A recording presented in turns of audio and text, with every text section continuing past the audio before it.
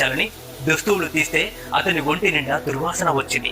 అతని ఒళ్ళంతా పుండ్లు పుట్టాయి, ఈగలు ముసిరాయి, కుష్టి వ్యాధి ఉందని కూడా గ్రహించింది.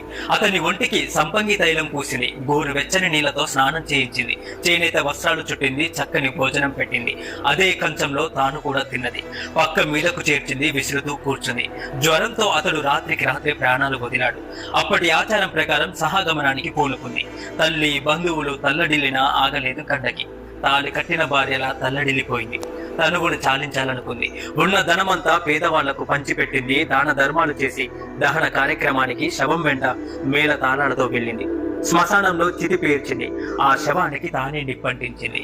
తాను కూడా చివరికి చితిలోకి దూకింది. చిత్రమేంటో తెలుసా? ఎగిసిన మంటలు మల్లెపూలయ్యాయి, కాలిన కట్టెలు మల్లెపూలయ్యాయి.